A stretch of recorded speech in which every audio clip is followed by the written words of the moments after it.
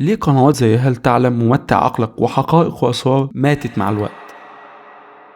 ما تيجي نرجع كده ل 2014 و2013 وايام اليوتيوب الجميله. فاكر لا انا هرجعك معايا، تعالى بس تعالى. ايام لما كان بجد اللي بيعمل محتوى يوتيوب ويعني متعوب عليه سيكا يبقى ده جامد، يعني يبقى ده مش طبيعي، فاهم؟ اللي هو تعمل مونتاج، تعمل تسجيل صوتي جامد بقى كده وبتاع، فاهم؟ ده طبعا بالنسبه للمصريين او بالنسبه للعرب، انا ما بتكلمش على اجانب اللي هو بقى لهم كتير اصلا. بس بجد كانت فكره انك تلاقي قنوات شغاله على اخرها زي هل تعلم او متع عقلك او كده في الوقت دوت، كانوا بجد ناس تعبانه بتعمل تسجيل صوتي، بيعملوا مونتاج، بيعمل لك صوره، بيعمل لك عنوان بجد انت بتشوفه اوف ايه ده، وتخش بيجيب لك معلومه انت في وقتها بقى. يعني لما بقول لك في وقتها 2013 لغايه 2018 في الوقت دوت، كان بالنسبه لك ايه المعلومات الغريبه دي وايه الحاجات دي وايه ده بجد وكده. مش بس كده، في وقتها كمان انت كنت بالنسبه لك اليوتيوب ده حاجه زي التلفزيون كده، اللي هو اكيد كلامهم ده حقيقي، فاهم؟ طب ليه برضه زمان كانوا بس كسروا الدنيا وكده؟ الناس كانت عطشانه للمحتوى السريع، اللي هو اصلا انت بتاخده دلوقتي في 30 ثانيه. لا، هو محتوى اللي هو 30 ثانيه دلوقتي انت كنت ممكن تاخده بقى في 10 دقايق، فاهم؟ يوتيوب كان بيرشح الفيديوهات ديت عشان في ناس كتير بتضغط على الفيديو بسبب العنوان المثير اللي هو لن تصدق وكده، بسبب الصوره الجامده. كمان المنافسه كانت قليله جدا، يعني زمان ما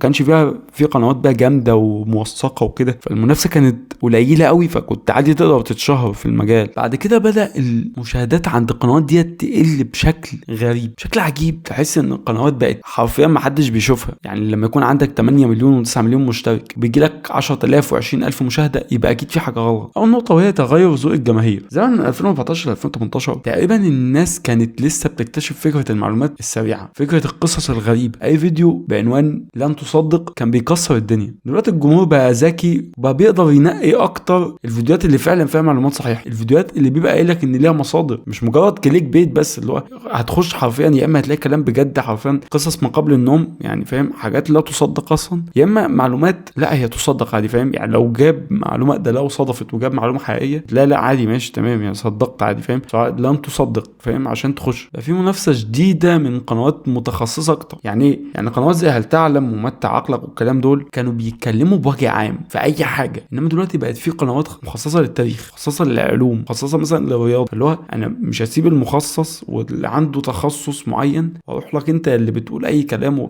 ومش حقيقي، ممكن يكون اصلا مش حقيقي. والناس كمان اللي هي بقت متخصصه بقت جودتها اعلى وبقى شغلهم احسن. تاني نقطه تغير خوارزميات اليوتيوب. خوارزميات اليوتيوب ريتنشن، واللي هو مده المشاهده، بقى هو اللي بيأثر اكتر. هتقول لي يعني ايه؟ هقول لك يعني زمان مده المشاهده ما كانتش بتأثر قوي على فكره الفيديو، انت المهم ان انت دخلت الفيديو فانت اتحسبت مشاهده، الفيديو دوت نعرضه للناس اكتر. انما دلوقتي انت ممكن تخش على الفيديو تقعد بالعافيه دقيقه وتطلع اصلا من الفيديو انت مش طايقه، فاهم؟ قنوات زي متع عقلك اعتمدت على العناوين المثيره، المونتاج السريع، لكن محتوى الفيديو احيانا بيتكرر اصلا، فاهم؟ اللي هو طويل كده واصلا ملوش قيمه بس عشان يجيب ال10 دقايق، فاهم؟ فالناس بقت تطلع بسرعه، وبالتالي خلاص بقى خوارزميات اليوتيوب بقت بتفهم ان لا الفيديو ده مش مهم يا عم، ده ما بيقعدش فيه. تالت نقطه وديت احنا قلناها في اول نقطه، وهي دخول منافسين جدد. في الفتره الاخيره القنوات بقت تقدم المحتوى بصوت شخص حقيقي، مش شخص اللي هو تحسه بتاع اذاعه مدرسيه، فاهم؟ اللي هو ده البيزك بتاع اي شخص بيقدم محتوى، فاهم؟ لا، شخص حقيقي زيك بيقدم محتوى عادي جدا، شخصيه واضحه وفيها ممكن عادي تغلط في بعض الكلمات، يعني مش ما بتغلطش، فاهم؟ الغلطات لوحدها بتحسسك ان بجد اللي قدامك ده بني ادم، بجد بني ادم زيه جايب لك المعلومه وبيحاول يوصلها لك على قد ما يقدر، مش مجرد تعليق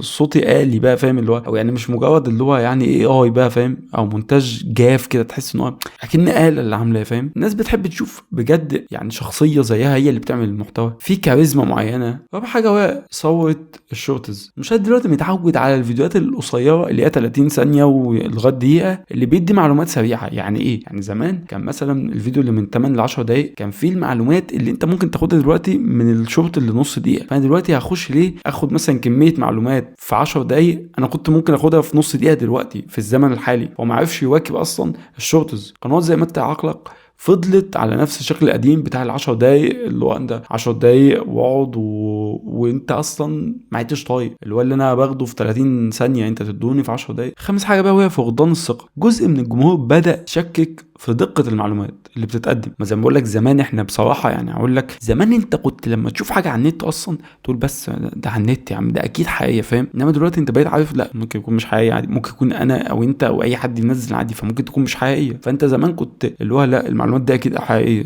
دلوقتي لا يعني عادي، لا المعلومات دي مش حقيقيه على فكره، وانت اكيد وانت ممكن تكون بتنصب عليا، وبيبقى واضح اصلا من المعلومات، فاهم؟ بعض الفيديوهات اصلا كان بيبقى فيها اخطاء علميه كارثه وقصص مش مؤكده اصلا، هو بيبقى بيحكي وخلاص. لما الجمهور بقى لقى بدايل موثقه عن كده قال لك لا يا عم انا هروح على طول بقى للقنوات اللي هي بجد بتديني بقى مصادر بقى وبتديني بجد معلومه انا اصدقها يعني كانسان بشري، فاهم؟ طب نرد برضه على سؤال مهم، طب ليه القنوات اللي هي شبههم بس عايشه دلوقتي ازاي عايشه؟ يعني ده انت حتى قنوات زي عشوائيات مثلا دي قناه كانت شبههم، بس الفرق الوحيد هو تقديم نوعيه المعلومات مش بس بان هي موثقه او انت تحس ان هي لا هي حقيقيه اكيد، كمان القناه بتحس ان هي ده شخص بجد. ده بص من الاخر من الاخر انت وانت بتتفرج على الدحيح انت بجد بتتفرج على الدحيح، مش بتتفرج على المعلومه نفسها. ايه ده الدحيح نزل فيديو، فاهم؟ مش برنامج الدحيح نزل فيديو. في اخر الفيديو عايز اسالك هو انت شايف ان بجد القنوات دي ماتت ولا انت لسه بتشوفها؟ يعني انت اللي داخل الفيديو هل انت لسه بتشوف القنوات دي؟ كده يبقى انتهى الفيديو بتاعنا، يا رب يكون عجبك. لو عجبك ما تنساش تعمل لايك، تشترك في القناه لسه ما اشتركتش، ويلا اشوفكم في فيديو جديد. سلام.